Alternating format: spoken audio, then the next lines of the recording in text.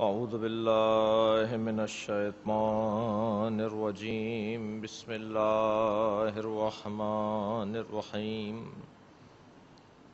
الحمد لله الذي لا يبلغ مدحته القائلون ولا يحصي نعماءه العادون ولا يعدي حقه المجتهدون الذي ليس لصفته حد محدود ولا نعت موجود ولا وقت معدود ولا أجل ممدود فطر الخلائق بقدرته ونشر الرياح برحمته الصلاة والسلام على الرسول المسدد المصطفى الأمجد المحمود الأحمد سيدنا ومولانا ومولى الكونين جد الحسن والحسين عاني أبا القاسم محمد اللهم صل على محمد وعلى محمد وآله الطيبين الطاهرين المعصومين الذين قال الله إنما يريد الله ليذهب عنكم الرجس أهل البيت ويطهركم تطهيرا اللهم صل على محمد وعلى محمد ولعنة الله على أعدائهم أجمعين من يوم عداوتهم إلى قيام يوم الدين أما بعد فقد قال الحكيم في قرآن الكريم بسم الله الرحمن الرحيم تبارك الذي بيده الملك الذي خلق الموت والحياة ليبلوكم أيكم أحسن عملا صلوات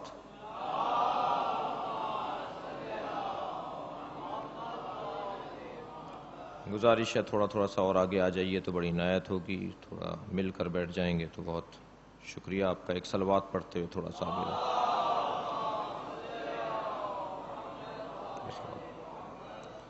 ایک سورہ فاتحہ اور 3 مرتبہ سورہ اخلاص کی التماس ہے مرحومہ مغفورہ زوار حاجیہ سیدہ اقبال فاطمہ رضوی بنت سید افتخار حسن رضوی زوجہ سید انتظار رضا رضوی کے سال ثواب کی تلاوت فرمائیں۔ بسم اللہ الرحمن الرحیم الحمد للہ رب العالمین الرحمن الرحیم مالک یوم الدین ایاک نستعین اهدنا الصراط المستقیم صراط الذین انعمت علیہم غیر المغضوب علیہم ولا الضالین بسم اللہ الرحمن الرحیم قل هو الله احد الله الصمد لم يلد ولم يولد ولم يكن له بسم الله الرحمن الرحيم قل هو الله احد الله الصمد لم يلد ولم يولد ولم يكن له بسم الله الرحمن الرحيم قل هو الله احد الله الصمد لم يلد ولم يولد ولم يكن له صلى على محمد وعلى محمد۔ سورہ مبارکہ ملک کی ابتدائی آیت ایک ماں کے بلندی درجات کی مجلس ایصال ثواب، مومنہ محب اہل بیت وزادار عزادار اور حج کی سعادت سے سرفراز ہونے والی ایک خاتون تھیں۔ سفر حج میں اتفاق رہا ہمراہی کا، تو عبادت گزار اور اچھا انسان جسے کہا جائے، جس کی آج معاشرے میں مسلسل کمی ہے، اور ایسے افراد کا وجود جہاں ان کے اپنے لیے ایک مفید ہے، وہاں معاشرے کے لیے بھی بہترین رہنمائی اور پیشوائی کا کام کرتا ہوا دکھائی دیتا ہے۔ آج نوجوانوں کے لیے، نئی نسل کے لیے، بہوؤں کے لیے، بیٹیوں کے لیے اور ان کے بچوں کے لیے ایسی شخصیات ایک نمونے کے طور پر پیش کی جا سکتی ہیں۔ اکثر جناب گوہر مہدی صاحب سے ان کی خیریت دریافت رہی، مگر جب احمد مرسل نہ رہے کون رہے گا؟ ایک نظام ہے اللہ کا، ایک دستور ہے پروردگار عالم کا، اس پر سب کو عمل پیرا رہنا ہے۔ آئے ہیں تو جانا بھی ہے، اس لیے کہ ہم بھیجے گئے ہیں، اور جسے بھیجا جاتا ہے اسے واپس جانا پڑتا ہے۔ ہم ایک کام پر اللہ کی جانب سے روانہ کیے گئے ہیں۔ انا للہ و انا الیہ راجعون ثم الینا ترجعون۔ جتنی بھی رجوع الی اللہ کی آیات ہیں، اللہ کی طرف پلٹنے کی جتنی بھی قرآن مجید میں آیات ہیں، وہ سب اسی مفہوم کی طرف ہماری رہنمائی کرتی ہیں کہ ہم کہیں سے آئے ہیں، ہم یہاں کے ہیں نہیں، یہ ہماری جگہ نہیں ہے، ہمیں یہاں بھیجا گیا ایک کام کے لیے، اور وہ کام مکمل ہو جائے گا۔ تو ایک صلوات بھیجے محمد وآلہ اللہم صلی اللہ علیہ۔ وہ کام مکمل ہو جائے گا تو ہمیں واپس جانا ہے، اور یہ نظام ہے دنیا کا۔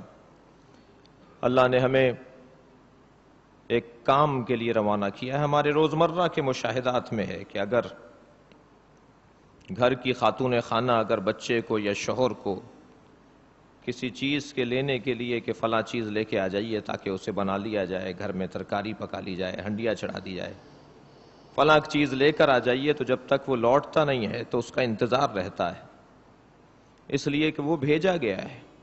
جسے بھیجا جاتا ہے اس کا انتظار بھی ہوتا ہے، اور بھیجا ہی اسے جاتا ہے کہ جو کام کرنے کا اہل بھی ہو۔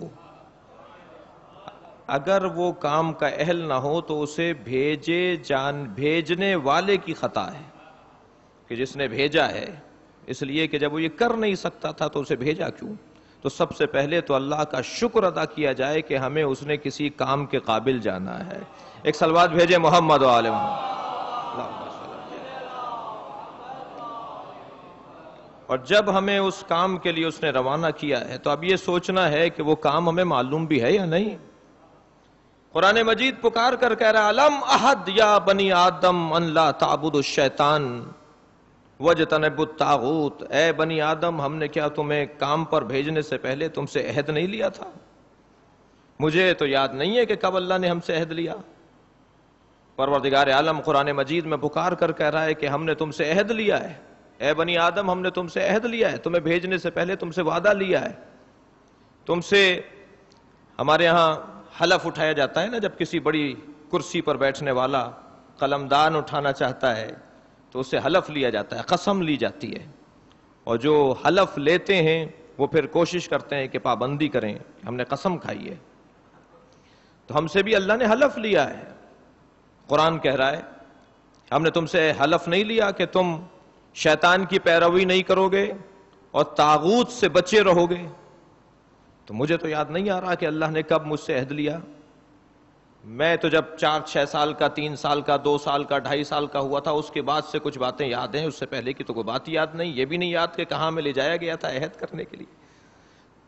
تو قرآن مجید کو سچ مانے یا اپنی یادداشت کو سچ مانے؟ ایک صلوات بھیجے محمد وآلہ محمد۔ اللہم صلی اللہ علیہ وسلم۔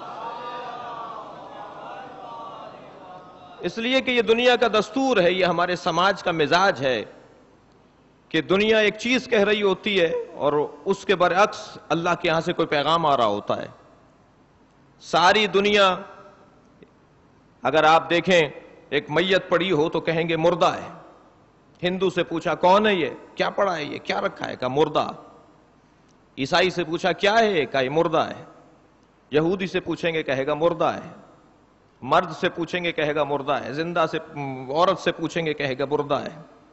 ہر ایک مردہ کہہ رہا ہے، لیکن ساری دنیا جسے مردہ کہہ رہی ہو ضروری نہیں ہے کہ وہ مردہ ہو، اس لیے کہ پروردگار عالم نے کہہ دیا وَمَن يُقْتَلُ فِي سَبِيلِ اللَّهِ، جو ہماری راہ میں مار دیا جائے بل احیاء عند ربہم یرزقون، وہ زندہ ہے، ہمارے یہاں سے رزق پاتا ہے۔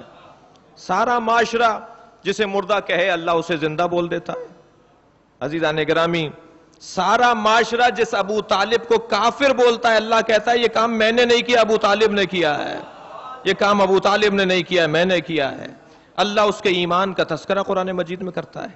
لہذا یہ ضروری نہیں ہے کہ ہم جسے سمجھ رہے ہوں وہ ہو۔ ہمارے معاشرہ دیندار انسان کو نقصان میں کہتا ہے، بھئی اگر مذہبی ہو، دیندار ہو تو نقصان اٹھاؤ گے۔ پابند شریعت رہو گے تو نقصان اٹھاؤ گے، لیکن اگر لاؤبالی ہو گئے اور اپنے نفس پر عمل کیا تو بڑی دنیا بن جائے گی، بڑا پیسہ بن جائے گا، گھر بھی بن جائے گا، جائیداد بھی بن جائے گی، اور مشاہدے میں بھی رہتا ہے بھائی ترقی کیوں نہیں کر رہے، کیا کریں مولانا، دینداری نے روکا ہوا ہے۔ اگر ہم نے بھی جعلی کام کیا ہوتا، اگر ہم نے بھی 2 نمبر کام کیا ہوتا تو پیسہ فراوان ہو جاتا اور ہم ترقی کر جاتے۔ گویا معاشرہ یہ کہہ رہا ہے کہ بے دینی فائدہ مند اور دینداری نقصان میں، لیکن قرآن مجید پکار کر کہتا ہے والعصر ان الانسان لفی خسر الا الذین آمنوا، ساری دنیا نقصان میں سوائے ان لوگوں کے جو دیندار ہیں۔ تو ساری دنیا اگر دینداروں کو نقصان میں کہتی ہو اور اللہ دینداروں کو فائدے میں کہہ رہا ہے، تو اب ہمیں اپنی سوچ کو صحیح کرنا ہوگا۔ اللہ کا کلام سچا ہے، ہماری سوچ میں کچھ فرق آ سکتا ہے، تو میں اپنی یادداشت کو معتبر مانوں یا اللہ کے اس اعلان قرآنی کو معتبر مانوں؟ قرآن مجید تو کہہ رہا ہے کہ میں نے تم سے عہد لیا ہے، اللہ کہہ رہا ہے میں نے تم سے عہد لیا ہے۔ کب لیا ہے اللہ نے عہد؟ مجھے یاد نہیں ہے، میں اپنے اوپر رکھ کر بات کر رہا ہوں، مجھے یاد نہیں ہے کہ اللہ نے کب عہد لیا ہے، لیکن عزیزان گرامی در حقیقت پروردگار عالم نے ہمارے وجود میں ایک ایسا یاد خانہ قرار دیا ہے، ایک ایسا وجود قرار دیا ہے جو ہمیں جھنجھوڑ کر کہتا ہے تمہیں یاد نہ ہو مگر میں بتا رہا ہوں کہ ایسا ہوا ہے، اور وہ ہے ضمیر، ایک پولیس قرار دی ہے اللہ نے۔ لہذا جب امام ظہور فرمائیں گے تو ایسا آئیڈیل دور ہوگا کہ یہ محافظوں کی ضرورت نہیں ہوگی، ان پولیس مینوں کی ضرورت نہیں ہوگی، ان تحفظ فراہم کرنے والے اداروں کی ضرورت نہیں ہوگی، اس لیے کہ انسان خود اپنا محافظ ہوگا۔ اصل میں انسان خود اپنا دشمن ہے، جس کی وجہ سے دوسرا اس کا دشمن ہو جاتا ہے۔ عزیزان گرامی، ایک وجود اللہ نے قرار دیا، ایک صلاحیت اللہ نے قرار دی جسے ضمیر کہا جاتا ہے۔ لہذا ضمیر پکار کر کہتا ہے کہ تمہیں یاد نہیں ہے، تو ہر برائی پر میری ملامت تمہیں یاد دلاتی ہے کہ تم یہ خلاف ورزی کر رہے ہو، اور ہر اچھائی پر میرا وجود اطمینان کر کے بتاتا ہے کہ تم یہ صحیح کام کر رہے ہو، وعدے کی خلاف ورزی نہیں ہو رہی بلکہ تم وعدے کی پابندی کر رہے ہو۔ ہر برائی پر ضمیر کی ملامت یہ وعدے کی خلاف ورزی کی علامت ہے، اور ہر اچھائی پر ضمیر کا اطمینان یہ وعدے کی پابندی کی علامت ہے۔ تمہیں یاد نہ ہو مگر ہم تمہیں بتاتے رہیں گے کہ یہ وعدہ خلافی ہے یا وعدے کی پاسداری ہے، یہ وعدے کی وفاداری ہے۔ عزیزان گرامی، ہمیں کسی کام کے لیے بھیجا ہے اور وہ 2 موٹی سی باتیں، ایک موٹی بات یہ کہ وَاجْتَنِبُوا الطَّاغُوتَ، طاغوت سے اپنے آپ کو بچائے رکھنا، اور دوسری لا تعبدوا الشیطان، شیطان کی پیروی نہ کرنا۔ یہ 2 کام دے کر اللہ نے بھیجے، یہ 2 رستے کے پتھر ہیں در حقیقت۔ اگر اس امام بارگاہ میں آنے کے لیے کوئی چیز رکاوٹ نہ ہو تو اب نہ آنے والے کی مذمت ہوگی، لیکن اگر رکاوٹ ہوگی تو پھر نہ آنے والے کی مذمت نہیں ہو سکتی۔ توجہ چاہوں گا، اگر امام بارگاہ تک آنے میں کوئی چیز رکاوٹ ہے تو جو نہیں آئے وہ قابل مذمت نہیں ہے، اس لیے کہ رکاوٹ تھی، لیکن اگر رستے صاف ہوں، کوئی چیز رکاوٹ میں نہ ہو تو اب نہ آنے والوں کی مذمت ہوگی۔ توحید کا عقیدہ نہ ماننے والے جب تک ان کی راہ میں شیطان اور طاغوت رکاوٹ بنا رہے گا، ان کی مذمت نہیں کی جا سکتی کہ اللہ کو کیوں نہیں مان رہے۔ لیکن جیسے ہی راستے میں سے شیطان کو ہٹا دیا جائے، طاغوت کو ہٹا دیا جائے، اب سوال ہوگا کہ اللہ کو کیوں نہیں مانا۔ در حقیقت عقیدہ توحید، عقیدہ رسالت، امامت کا عقیدہ، دینداری کا عقیدہ، جو بھی صحیح و سالم عقیدہ ہے، وہ اس وقت تک لوگوں تک نہیں پہنچ سکتا جب تک کہ اس کے رستے کا پتھر نہ ہٹا دیا جائے۔ بس عزیزان گرامی، میری مجلس میں سننے والوں میں نوجوان بھی بیٹھے ہیں، ایک جملہ کہتا ہوا گزروں، جو فلسفہ جہاد ہے وہ یہاں روشن ہوتا ہے۔ جہاد کا فلسفہ در حقیقت رستے کے پتھروں کو ہٹانا ہے، دہشت گردی پھیلانا نہیں ہے۔ یہ رستے کے پتھر ہٹا دو، اسی کو جہاد کہا جاتا ہے۔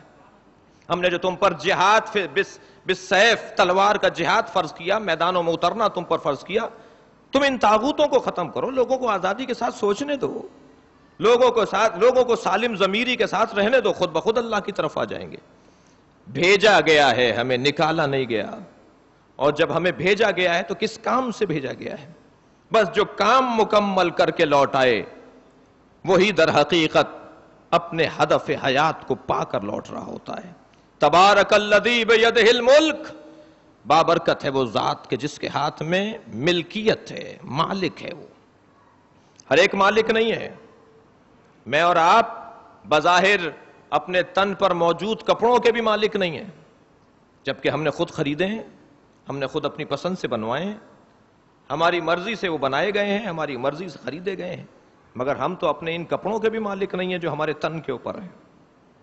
یہ جو جگہ ہم نے لے رکھی ہے، یہ جو سواری ہم نے لے رکھی ہے، بظاہر تو ہم نے خریدی ہے، مگر یہ ہماری ملکیت نہیں ہے، یہ فرضی ہے، عارضی ہے، وقتی ہے، تصوراتی ہے۔ کچھ دیر پہلے کچھ اور تصور تھا، کچھ دیر کے بعد کچھ اور تصور ہو گیا، نہیں معلوم کہ آنے والی ساعتیں کیا تصور کروائیں گی۔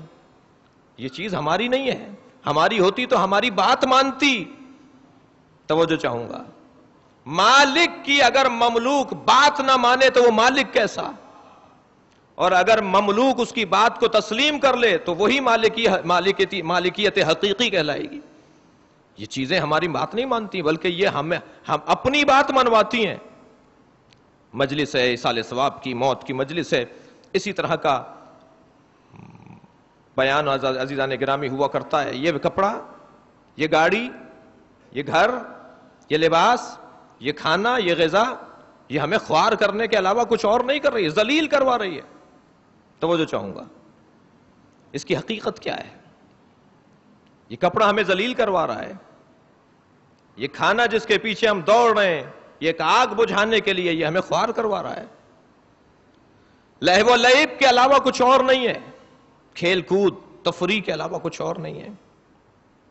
یہ گاڑی جس کو ہم سمجھ رہے ہیں کہ یہ بہت مہنگی سواری، جس میں ہم بیٹھ رہے ہیں تو ایک مرتبہ سینہ چوڑا کر کے بیٹھ رہے ہیں، یہ ہمیں خوار کروا رہی ہے۔ پہلے کی جو سواریاں تھیں، گھوڑا، اونٹ، اس پر بیٹھنے والا گردن سیدھی کر کے بیٹھتا تھا۔ آج مہنگی گاڑیاں ہیں، گردن جب تک ہماری جھکا نہیں دیتی ہمیں اپنے اندر بیٹھنے نہیں دیتی۔ کبھی دیکھ لیجئے بیٹھتے وقت، توجہ کر لیجئے، جب تک گردن جھکے گی نہیں آپ کو بیٹھنے بھی نہیں دے گی۔ یہ تو ذلیل کر رہی ہے۔ ہم ایک صلوات بھیجے محمد و آل محمد۔ یہ کپڑا، یہ مکان، یہ غذا، بہت مہنگا کپڑا پہنیں گے تو ریشم پہنیں گے اور سینہ چوڑا کر کے کہیں گے بڑا مہنگا کپڑا پہنا ہوا ہے، تو فخر تو اس کیڑے کو کرنا چاہیے جس کا فضلہ پہنا ہوا ہے۔ بھائی تم کس بات کا فخر کر رہے ہو؟ ایک صلوات اور بھیجے محمد و آل محمد۔ تو یہ دنیا کی جو چیزیں ہیں، بظاہر ہمیں حسن و جمال دکھائی دیتا ہے، مگر یہ ہمیں ذلیل و خوار کر رہے ہیں۔ مگر یہ اس وقت ہمیں ذلت اور خواری سے ہمارا حال نہیں بگاڑ سکتی جب تک ہم ان کی حقیقت سے آشنا نہ ہوں۔ حقیقت سے آشنا ہو جائیں گے تو کچھ نہیں بگاڑ سکتی ہمارا۔ پہنا ہوا ہے، کل پھینک دیں گے، آج پہن لیا، اپنا ہے یا نہیں ہے، حلال کا ہے یا نہیں ہے، اس کی خاطر کہ جو ہمیں ذلیل کر رہی ہے حرام کمائیں، اس کی خاطر جو ہماری گردن ٹیڑھی کروا رہا ہے حرام کمائیں کا نہیں۔ یہ اس دنیا کی حقیقت کچھ بھی نہیں ہے۔ تو اللہ نے ہمیں ایک کام کے لیے بھیجا ہے، اور وہ ہے شیطان سے دوری اور طاغوت سے نجات۔ بابرکت ہے وہ ذات جس کے ہاتھ میں ملک ہے، حقیقی مالک اللہ ہے، ہمارا اپنا کچھ نہیں ہے۔ کتنا احسان ہے اس ذات کبریا کا کہ اس نے مادر گرامی کو اتنے عرصے دعا دینے کے لیے زندہ رکھا۔ وہ اس وقت اٹھا لیتا کہ جب ہم چھوٹے سے تھے تو ہم کچھ کہہ سکتے تھے؟ ہم کچھ نہیں کہہ سکتے تھے۔ اس کا کرم ہے کہ اس نے دعا دینے والا ایک وجود خارجی ہمارے لیے باقی رکھا، جو ہمارے آنے جانے کا بھی خیال رکھتا۔ ہم خود بھی عمر رسیدہ ہو جائیں اور بچوں والے ہو جائیں تب بھی ان کی نگاہ میں ہم بچے ہی رہے، اور اسی انداز سے وہ ہمیں دیکھتی رہیں۔ یہ اللہ کا کرم ہے، مالک ہے، اس کی مرضی۔ حقیقی مالک وہ ہے کہ جس کے حکم کو اس کی ملکیت مانتی ہو۔ ہماری چیزیں ہماری حقیقی مالکیت میں نہیں ہیں، فرض کر لیا ہے، تصور کر لیا ہے۔ اور اس کے بعد اللہ اعلان کرتا ہے تبارک الذی بیدہ الملک۔ یہ ملکیت کا ہم تمہیں ایک مثال دے دیتے ہیں کہ ہمارے ہاتھ میں ملکیت ہے۔ الذی خلق الموت والحیات، ملکیت کی ایک مثال دے رہا ہے اللہ۔ کیسے ثابت ہو کہ اللہ مالک حقیقی ہے؟ اللہ مالک حقیقی ہے، اس کی مثال یہ ہے کہ اس کے ہاتھ میں موت بھی ہے، اس کے ہاتھ میں حیات بھی ہے۔ قرآن مجید سورہ مبارکہ بقرہ 258 نمبر کی آیت میں حضرت عزیر گزر رہے ہیں ایک آبادی سے، کیا دیکھا کہ سارا شہر اجڑا ہوا ہے۔ قرآن کہتا ہے کہ چھتیں اس کی عمارتوں کی گر چکی تھیں اور دیواریں اس کی بوسیدہ ہو چکی تھی، اور کئی مرتبہ اتنا اس کے اندر، اس آبادی کے اندر زمینی نشیب و فراز اور حالات اور ہواؤں اور فضاؤں کی تبدیلیاں رہیں کہ حتیٰ مردے قبروں سے ظاہر ہو رہے تھے، کھوپڑیاں دکھائی دے رہی تھیں، ہڈیاں دکھائی دے رہی تھیں. اور اجڑا ہوا ایک شہر دیکھ کر حضرت عزیر نے ایک مرتبہ سوال کر لیا، یا اللہ کیسے زندہ کرے گا؟ یہ اجڑی ہوئی آبادی دوبارہ سے اٹھے گی؟ تو نے تو کہا ہے کہ یہ اٹھے گی. تو اب حضرت عزیر موت تو دیکھ رہے ہیں مگر حیات کا مطالبہ کر رہے ہیں، جبکہ خود صاحب حیات ہیں. انہیں کیسے زندہ کرے گا تو؟ تو قرآن کہتا ہے کہ ہم نے فَأَمَاتَهُ مِئَةَ عام، ہم نے 100 سال کے لیے انہیں مار دیا. رجعت کا عقیدہ ہمارے مکتب کا ایک واضح اور روشن عقیدہ ہے کہ قیامت سے پہلے اسی دنیا میں مردے اٹھائے جائیں گے. اس پر قرآن کی جو آیات ہیں ان میں سے ایک آیت یہ ہے سورہ مبارکہ بقرہ کی 258 نمبر کی آیت. اللہ نے اسی دنیا میں مار دیا، اسی دنیا میں دوبارہ زندہ کیا، پھر قیامت میں دوبارہ اٹھائے جائیں گے. یعنی اسی دنیا میں ایک دفعہ مرنا اور ایک دفعہ دوبارہ اٹھایا جانا، اسے رجعت کہا جاتا ہے. ایک صلوات بھیجے محمد و آل محمد. تو حضرت اہدیت نے، پروردگار عالم نے حضرت عزیر کے اوپر 100 سالہ موت طاری کر دی. لفظ اماتا کا لفظ ہے، ہم نے مار دیا، حضرت عزیر کو مار دیا. قرآن میں نام نہیں ہے عزیر، قرآن میں اشارہ ہے، لیکن اس کی تفسیر میں معصومین نے بتایا کہ یہ پیغمبر تھے حضرت عزیر. 100 سال کے بعد جب اٹھے حضرت عزیر تو سوال ہوا، بتاؤ کم لبستہ، کتنے عرصے سے ہو یہاں؟ تو ایک مرتبہ آسمان کو دیکھ کے کہنے لگے کہ یوما او بعض یوم، ایک دن سے ہوں یا آدھا دن یہاں رہا ہوں. کہا نہیں، 100 سال رہے ہو یہاں، تم 100 سال سے یہیں لیٹے ہوئے ہو، تم کہہ رہے ہو کہ ایک دن رہا ہوں یا آدھا دن رہا ہوں. تو ایک مرتبہ حضرت عزیر پریشان ہونے لگے کہ یہ کیا ماجرا ہے، مجھے اللہ کہہ رہا ہے کہ 100 سال سے یہاں لیٹا ہوا ہوں، مرا ہوا ہوں، مر گیا تھا دوبارہ اٹھایا جا رہا. کہا اچھا اگر چاہتے ہو اس بات کو سمجھنا تو تمہارے قریب ایک رومال میں جو روٹیاں باندھ کے لائے تھے اور ایک ظرف میں جو پانی رستے کے لیے لے کر چلے تھے اسے دیکھو. تو کیا دیکھا کہ روٹیاں ویسے ہی تازی ہیں اور پانی ویسا ہی تازہ ہے جیسا واقعی نے آدھا دن پہلے لے کے چلا ہو کوئی. کہا کہ اللہ یہ تو تازہ ہے. کہ آپ ذرا اس گدھے کو بھی دیکھو جس پر بیٹھ کے آئے تھے. جب اس گدھے کو دیکھا تو اس کی ہڈیاں، اس کا ڈھانچہ 100 سال پہلے اگر کوئی مرے اور اس کو چھوڑ دیا جائے تو اس کا کیا عالم ہوگا، وہ گدھے کی کیفیت تھی.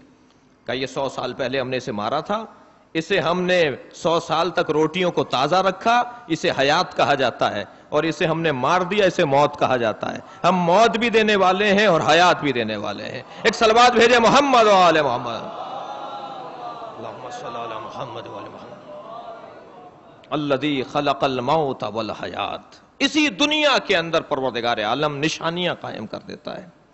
ہر سال ہم درختوں کو سوکھتا ہوا بھی دیکھتے ہیں اور ہر سال ہم درختوں کو زندہ ہوتا ہوا بھی دیکھتے ہیں. ایسا لگتا ہے کہ جیسے اگر یہ جو سوکھا ہوا درخت ہے خزاں کے موسم کی وجہ سے یہ بالکل مر گیا ہے، پانی اسے نہیں پہنچ رہا، پانی اسے بھی پہنچ رہا ہوتا ہے، پانی اسے بھی پہنچ رہا ہوتا ہے مگر مردہ دکھائی دیتا ہے. پانی اسے بھی پہنچ رہا ہوتا ہے جو تازہ دکھائی دے رہا ہوتا ہے. لیکن اللہ ہر سال ہمارے سامنے مثالیں قائم کر دیتا ہے خلق الموت والحیات کی. میں موت بھی دینے والا ہوں، میں حیات بھی دینے والا ہوں. بحث یہ نہیں ہے کہ اللہ موت کا بھی خالق ہے اور حیات کا بھی خالق ہے. گفتگو تو یہ ہے کہ ایکم احسن عملا. اصل تو ہدف یہ ہے کہ ہم دیکھنا چاہتے ہیں تم میں کون ہے جو بہتر سے بہتر عمل انجام دے رہا ہے. ورنہ یہ مشاہدہ تو سبھی کر رہے ہیں، یہ چیزیں تو سبھی دیکھ رہے ہیں. اصل فائدہ کیا ہے اس موت و حیات کے فلسفے کا؟ تم بھی لوگوں کو آتے جاتے دیکھ رہے ہو، روزانہ بچے بھی دنیا میں آ رہے ہیں، روزانہ مرنے کی خبریں بھی آ رہی ہیں، جنازے بھی پڑھ رہے ہو، قبرستان بھی جا رہے ہو. لیکن یہ ہدف نہیں ہے ہم نے جو موت و حیات کو خلق کیا کہ صرف دیکھتے رہو، بلکہ ہم نے اس کے ذریعے سے تمہیں ایک آزمائش میں مبتلا کیا ہے. ہم یہ جاننا چاہتے ہیں کہ تم میں سے کون ہے جو بہتر سے بہتر عمل کی طرف جا رہا ہو. قرآن مجید، توجہ چاہوں گا اس منزل بیان کے اوپر، قرآن مجید میں یہ نہیں کہا گیا کہ ہم مرنے والوں کے بہتر سے بہتر عمل کو دیکھنا چاہتے ہیں. کہاں کہا ہے اس آیت میں؟ ذرا دیکھ لیجئے، دوبارہ پڑھ رہا ہوں میں. تبارک الذی بیدہ الملک، بابرکت ہے وہ ذات جس کے ہاتھ میں ملک ہے، جس کے پاس ملکیت ہے. کون ہے وہ؟ اس کی ملکیت کی دلیل کیا ہے؟ اس کے مالک ہونے کا ثبوت کیا ہے؟ اس کے مالک ہونے کا ثبوت یہ ہے کہ الذی خلق الموت والحیات. اس کے مالک ہونے کا ثبوت یہ ہے کہ وہ موت اور حیات کا خالق ہے. وہ جو موت و حیات کا خالق ہے وہی فوراً بتا رہا ہے کہ ہم نے موت و حیات کو اس لیے خلق کیا کہ ایکم لیبلوکم ایکم احسن عملا، تاکہ ہم آزمائیں تم میں کون بہتر سے بہتر عمل انجام دینے والا ہے۔ سوال یہ مرنے والوں سے متعلق کہا جا رہا ہے کہ ہم آزمائیں تم جو مر گئے ہو یا جو تم زندہ ہو ان میں کون بہتر سے بہتر عمل انجام دینے والا، یا وسیع ہے اس کا مفہوم؟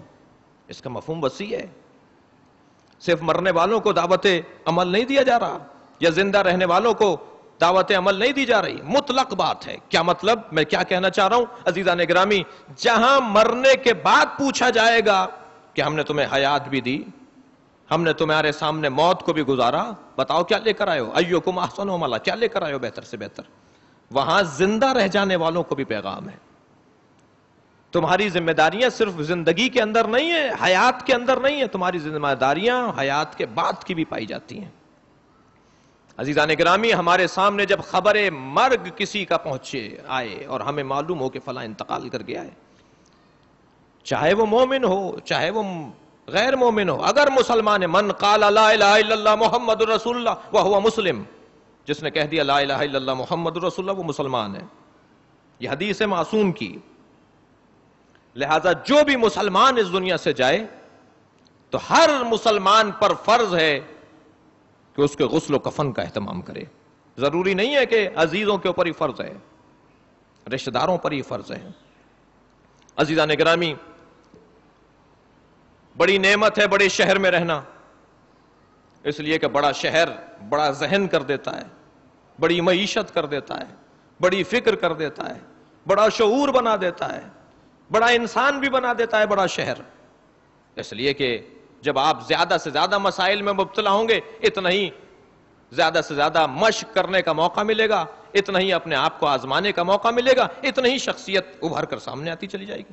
بڑے شہر کا بڑے کمالات ہیں، ایک مستقل 1 گھنٹہ گفتگو کرنے کی ضرورت ہے کہ بڑا شہر کتنی بڑی نعمت ہے۔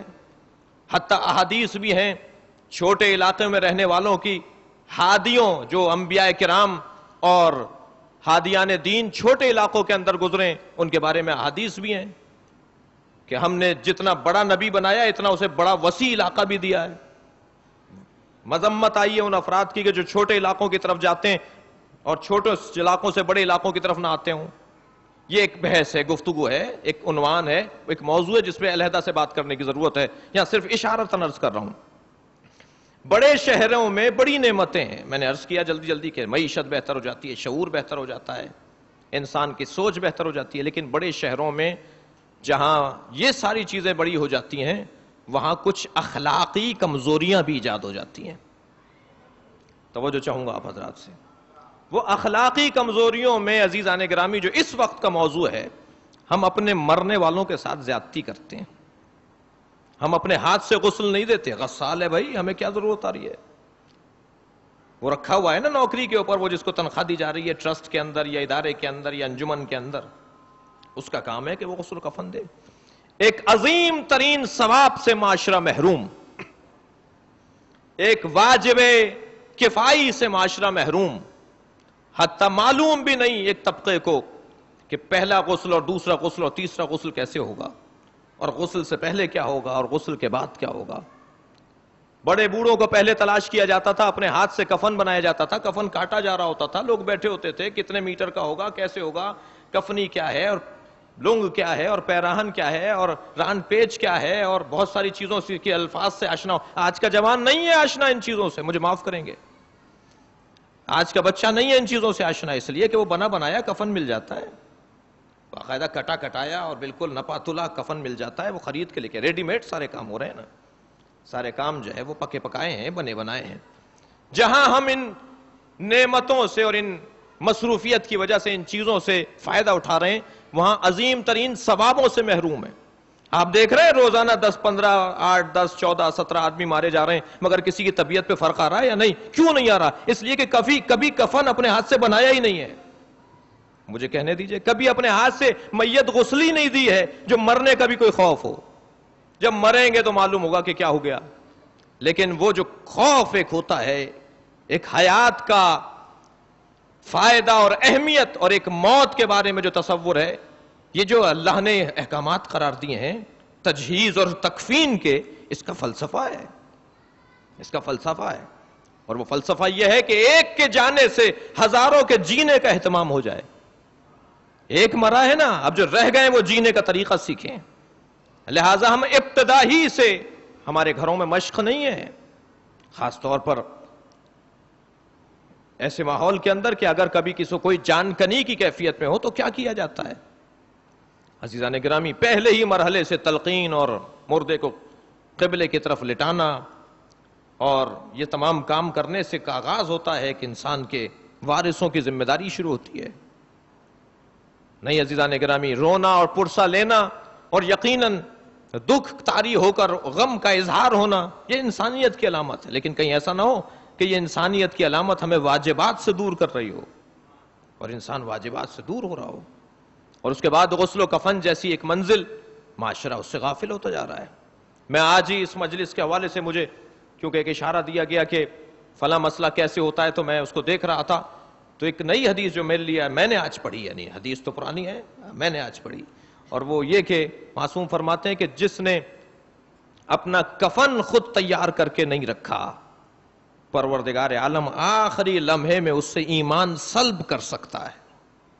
اسے خود جب احساس ہی نہیں ہے مرنے کا، جب اسے خود احساس نہیں ہے کہ مجھے مرنا بھی ہے، تو پھر کوئی اور سارے کام کرے گا اس کا۔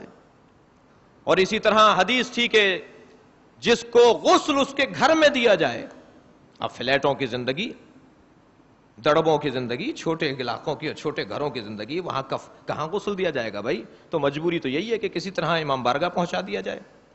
لیکن عزیزان گرامی، جو بڑے گھر ہیں، جن گھروں میں گاڑی جب اندر آ جاتی ہے، جن گھروں میں جب 50 آدمیوں کا کھانا ہو سکتا ہے، تو ان گھروں میں ہمارے مردے کو غسل کیوں نہیں دیا جا سکتا؟ کیوں ہمیشہ ہم امام بارگاہ لے کر آتے ہیں؟ توجہ چاہوں گا،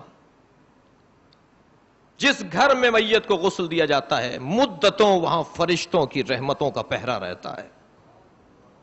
معصوم فرماتے ہیں کہ جس گھر میں کسی مردے کو کفن دیا جائے اور غسل دیا جائے، مدتوں فرشتوں کی وہاں آمد و رفت رہتی ہے۔ ہم تو خود اپنے ہاتھ سے فرشتوں کو امام بارگاہ بھیج رہے ہیں۔ کفن کے بعد تشییع جنازہ نہیں ہے آج کے بچوں کو معلوم کہ تشییع جنازہ کے طریقے کیا ہیں۔ میں احتیاط کر رہا ہوں کہ بچوں کو نہیں معلوم، توجہ چاہوں گا۔ جنازہ کیسے اٹھایا جائے گا؟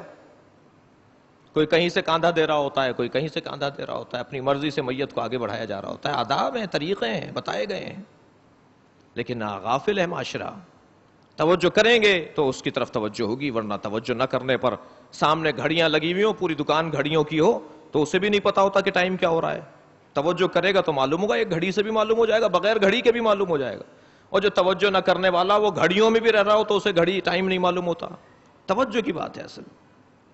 تشییع جنازہ ٹھیک ہے کہ تشییع جنازہ میں کلمہ شہادت لا الہ الا اللہ محمد الرسول اللہ کا آواز بلند کرتے ہیں، لیکن یہ اچھا ذکر ہے، مگر جب معصوم جنازہ اٹھاتے تھے، نبی جنازہ اٹھاتے تھے، تو اپنی زبان پہ یہ جملہ نہیں کہتے تھے، بلکہ کلمہ استرجاع زبان پر جاری کرتے تھے، انا للہ و انا الیہ راجعون۔ میت کو دیکھتے تھے، میت کو اٹھاتے تھے، میت کے پیچھے چلتے تھے، تو اپنی زبان پر کلمہ استرجاع جاری کرتے تھے، انا للہ و انا الیہ راجعون۔ شاید فلسفہ یہ ہو کہ لا الہ الا اللہ محمد رسول اللہ موت یاد نہیں دلائے گا۔ اصل تو فلسفہ تشییع جنازہ میں آنے کا موت کو یاد کرنا ہے۔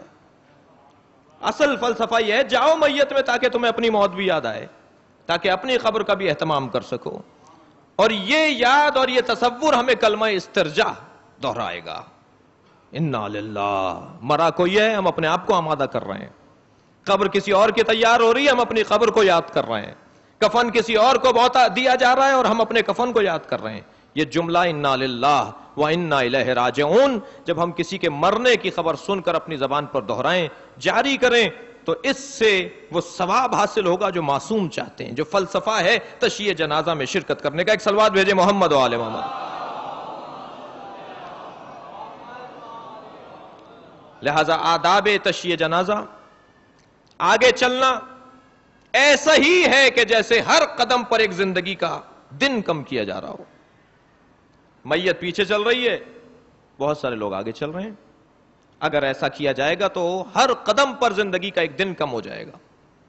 لہذا خبردار. ہاں اٹھانے کے لیے ایک قدم آگے، کہ آگے سے ایک کاندھا دینا ہے، وہ آگے چلنا مراد نہیں ہے، وہ میت اٹھانا ہے. لیکن میت کے پیچھے، تشیع کا مطلب تو پیچھے چلنے والے کو شیعہ کہتے ہیں، پیچھے چلنے والے کو. تشیع یعنی پیچھے چلنا، تشیع یعنی پیچھے چلنے والا ایک مکتب. تشیع تو پھر آگے کیوں چل رہے ہو بھائی؟ جب تشیع ہو رہی ہے تو آگے کیوں چل رہے ہو؟ تشیع کا مطلب تو پیچھے چلنا ہے. تو اب آداب تشیع جنازہ میں ایک ادب یہ ہے کہ میت کے پیچھے چلنا ہے، اسے آگے آگے لے جانا ہے. اور کس طرح سے اٹھائیں گے میت کو؟ میں اگرچہ بہت جلدی بچوں کے ذہن میں منتقل کرنے کے لیے اس مثال کا سہارا لے رہا ہوں، ورنہ ممبر کی زبان کچھ اور زبان ہوتی ہے. یو جو انگلش میں حروف تہجی ہیں، الفابیٹ ہیں، اس کے اندر یو جو لکھا جاتا ہے، یو کو شکل بنا، یو کی شکل بنا لیں. وہ جو اس کے دو کونے ہیں شروع کے، جب یو آپ بناتے ہیں تو وہ آپ سرہانے رکھ لیجئے، دونوں سرہانے کی طرف کے کاندھے رکھ لیجئے دونوں، اور اس شکل میں آپ کو تشیع جنازہ کاندھا دینا ہے میت کو. شروع کرنا ہے میت کے سیدھے کاندھے سے اپنا سیدھا کاندھا، میت کے سیدھے کاندھے سے اپنا سیدھا کاندھا، پھر پیچھے آ جانا ہے. بیان کر دوں اس پوری بات کو؟ میت کے سیدھے کاندھے سے اپنا سیدھا کاندھا، اور میت کے سیدھے پیر پر آ کر اپنا سیدھا کاندھا، اور پھر میت کے الٹے پیر پہ آ کر اپنا الٹا کاندھا، اور پھر میت کے الٹے کاندھے پہ جا کر اپنا الٹا کاندھا. یہ یوں شکل بنا لیجئے. یہ انداز ہے میت کو کاندھا دینے کا. ایک صلوات بھیجے محمد و آل محمد.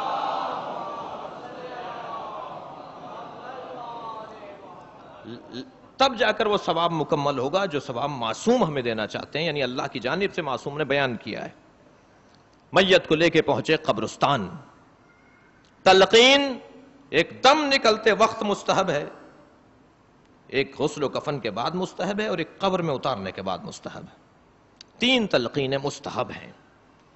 بعض اوقات ایسا ہوتا ہے کہ دم نکل گیا تو اس کے بعد تلقین پڑھی جا رہی ہے، وہ ایک چھٹی ہوئی چیز کو ادا کیا جا رہا ہے، ورنہ اصلی موقع تو وہ تھا کہ جب اس کا دم اکھڑ رہا تھا، سانس اکھڑ رہا تھا اس کا، اسے اس وقت یاد دلانا تھا تمہارا اللہ کون ہے، تمہارا رسول. کس کو رسول مانتے ہو؟ امام کسے مانتے ہو؟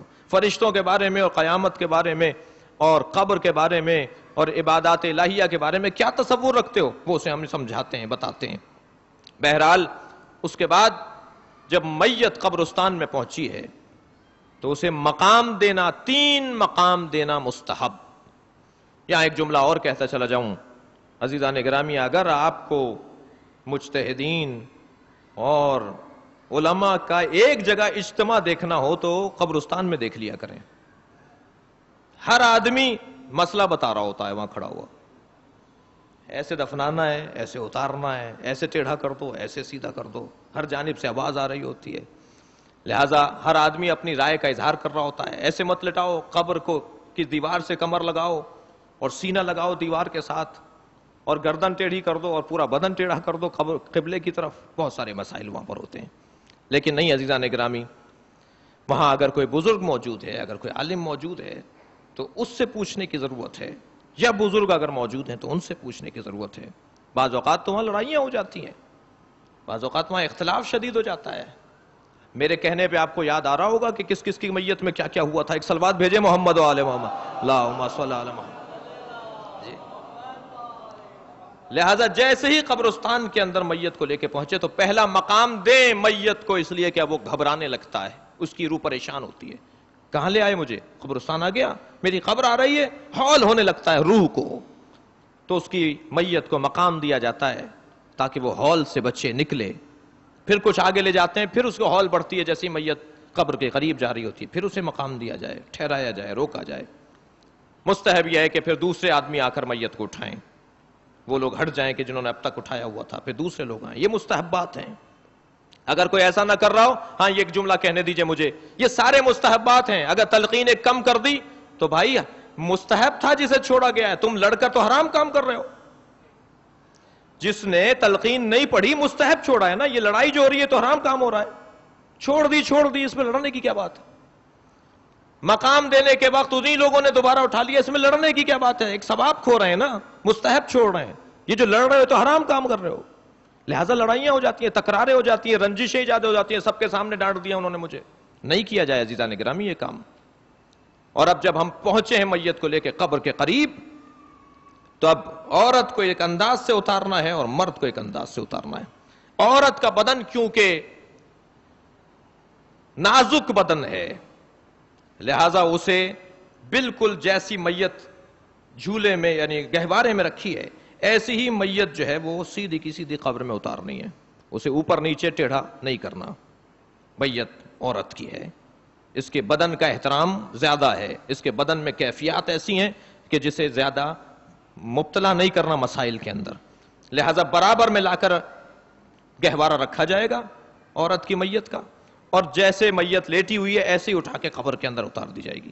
نیچے اتارتے وقت اسے کروٹ دلا دی جائے گی، کروٹ بھی پورے بدن کی کروٹ ہوگی، صرف گردن کو نہیں موڑا جائے گا، گردن کو قبلے کی طرف کر دیا، پورے بدن کو قبلے کی طرف۔ اور مرد کی میت کو پائیتی سے لے کر آئیں گے، اور جس طرح تالاب میں کوئی جانے والا اتر رہا ہوتا، اب یہ مثال بچوں کو سمجھانے کے لیے، جیسے کوئی غوطہ لگانے کے لیے اوپر سے نیچے جاتا ہے، اس انداز سے مرد کی میت کو اندر لے کے جانا ہے۔ پہلا اس کا سر اندر جا رہا ہوگا اور پھر آہستہ آہستہ اس کی پوری میت کو قبر کے اندر لٹا دیا جائے گا۔ اور اسی طرح کے اور بہت ساری باتیں، وقت تنگ ہو گیا عزیزان گرامی، آداب تشییع جنازہ اور مرنے کے بعد مردوں سے متعلق ہمارے کیا فرائض اور ہماری کیا ذمہ داریاں ہیں، یہ آپ کہیے مولویوں سے، علماء سے، خطیبوں سے کہ جب وہ مجلس پڑھ رہے ہو کہ ہمیں بتاؤ، اس کو دہراؤ۔ بزرگوں کو پتہ ہے، میں کوئی نئی بات نہیں کر رہا، کسی کی طبیعت پہ گرانی نہ آئے کہ ہمیں کیا باتیں بچوں والی بتا رہے ہیں، لیکن بچوں کو، جوانوں کو اور بزرگوں کو بھی دہرانے کی ضرورت ہے۔ ایک صلوات بھیجیں محمد و آل محمد۔ ہمارے فرائض ہیں اپنے مرنے والے سے متعلق، اور خاص طور پر اگر مرنے والا باپ ہو اور مرنے والی ماں ہو تو اس کی ذمہ داریاں ہم پر کہیں زیادہ ہیں، بڑے حق ہیں اس کے ہماری گردن پر۔ پال پوس کے جوان بھی کیا ہے، اچھا انسان بھی بنایا ہے، اللہ کا عبادت گزار بھی بنایا ہے، اہل بیت کا موالی اور مولائی بھی بنایا ہے۔ اس نے ہمیں اس گھرانے سے وابستہ رکھا ہے، اس نے ہمیں کیا کچھ نہیں دیا، اس نے ہمیں بہت کچھ عطا کر دیا، لہٰذا یہ چھوٹا وجود نہیں ہے جو ماں کا وجود ہے، اس کا احترام کرنا ہے، اس کی عزت کرنی ہے۔ یہ زندہ ہو تب بھی اس کے آگے نوکروں کی طرح رہنا ہے، یہ مر جائے تب بھی اس کی قبر پہ حاضری دینی ہے۔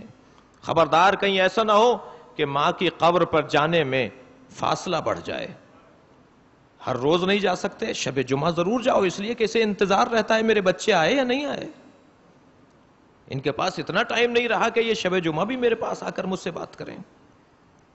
روح منتظر ہوتی ہے اپنے وارثوں کی کہ کب وہ میرے لیے فاتحہ کا اہتمام کریں، مغفرت کا سامان کریں، اصال ثواب کے لیے میرے لیے کوئی اہتمام کریں۔ عزیزان گرامی، بڑا درجہ ہے اس ماں کا، سلام اس ماں پر ہو جنہوں نے اپنے بچوں کو کربلا کے لیے تیار کیا، سلام اس فاطمہ زہرا جیسی ام ابیہا پر ہو جس نے آج تک اور قیامت تک کی ہدایت کا سامان اپنے حسن و حسین کے ذریعے، اپنی زینب اور ام کلثوم کے ذریعے کر دیا۔ اور وہ مائیں جو بعد میں کربلا میں اپنے بچوں کو قربان کرنے آئیں، وہ بھی فاطمہ زہرا کی ہی تربیت یافتہ ہیں، وہ زینب کبریٰ ہوں، اون و محمد کو قربان کرنے کو آئی ہوں، وہ ام لیلہ ہوں، علی اکبر کو قربان کرنے آئی ہوں، وہ ام فروہ ہوں، قاسم کو قربان کرنے آئی ہوں، وہ رباب جیسی جگردار ماں ہو جو علی اصغر کو قربان کرنے آئی ہے۔ جتنی مائیں کربلا میں اپنے بچوں کو قربان کرنے کے لیے حاضر ہیں، وہ بھی سب فاطمہ زہرا جیسی ماں کی تربیت یافتہ ہیں۔ اور وہ ماں جس نے حسن و حسین کو اجلے سے کرتے پہنائے، ان کے لیے غذا آمادہ کی، انہیں غسل کروا کے آمادہ کیا اور تیار کر کے کہا بچوں جاؤ اپنے نانا سے کہو کہ ماں بیمار ہے، ہماری ماں کو شفا نصیب ہو۔ سوال کرنے والے نے جب سوال کر لیا سیدہ آج بہت کام کر رہی ہیں آپ گھر میں، آج غذا بھی آمادہ کی جا رہی ہے، آج بچوں کے لیے کپڑے بھی اور ان کو آمادہ بھی کیا جا رہا ہے، فرمانے لگی ہاں جب کسی بچے کی ماں مر جاتی ہے تو پھر اس بچے کو سنبھالنے والا کوئی اور نہیں ہوتا، کہیں ایسا نہ ہو میرا جنازہ ہو اور حسن و حسین بھوکے رہ جائیں، میں اپنے بچوں کو اپنے سامنے غذا بھی دینا چاہتی ہوں، ان کی غذا بھی آمادہ کرنا چاہتی ہوں۔ جناب زہرا کے لیے دعا کر رہے ہیں حسن و حسین قبر پیغمبر پر، آواز دے رہے ہیں نانا ہماری ماں بیمار ہے، نانا اسے شفا ہو جائے۔ ایک مرتبہ قبر پیغمبر سے گریے کی آواز بلند ہوئی، پوچھا نانا کیا بات ہے، کس بات نے آپ کو رلایا ہے؟ کہ میری فاطمہ مجھ سے ملنا چاہتی ہے، تمہاری ماں رحلت کر گئی ہے۔ بس یہ جملہ سننا تھا، دونوں شہزادے دوڑتے ہوئے اپنے گھر میں داخل ہوئے۔ عزادارو، جب یہ خبر مولا علی کو پہنچی کہ آپ مسجد میں تھے، مدینے کی مسجد میں تھے، جب مولا کو خبر ہوئی کہ فاطمہ زہرا کی روح پرواز کر گئی ہے، تو مقتل کا جملہ ہے کہ علی کئی مرتبہ ٹھہرے ہیں اور دیوار کا سہارا لیا ہے، اور یہ کہتے ہوئے آگے جا رہے تھے آج علی تنہا ہو گیا، آج علی اکیلا ہو گیا۔ جیسے ہی پہنچے ہیں جناب سیدہ کی میت پر اور سرہانے پہنچے ہیں بی بی کے، تو کیا دیکھا؟